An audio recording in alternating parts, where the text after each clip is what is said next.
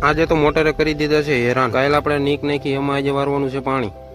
તો કેમ છો મિત્રો, બધા મજામાં ને? આજે વારવાનું છે વાડીએ પાણી, એટલે ઉઈ ગયા આપણે પાણી વારવા વાડીએ. પોગી ગયા વાડીએ પાણી વારવા. મોટર કરી દીધી છે ચાલુ અને વારવા મીણા આપણે પાણી આપણે લઈ લીધો છે પાવડો. ઉઈ ગયા આપણે પાણી વારવા. પાણી વારતા વારતા આપણે લાગી ગઈ તરસ, એટલે પી લીધું પાણી. બનાવી નાખો ઘાટા સુનાવાળો એક માવો. પાણી વારતા વારતા આપણે હતા નવરા, એટલે લેવા મીણા ખેતરમાંથી ખડ થઈ ગયા છે બપોર, એટલે હવે આપણે મોટર બંધ કરીને ઉઈ જઈશું ઘરે જમવા. જમીને ફ્રી થઈને ભાગ્યા આપણે પાછા વાડી બાજુ.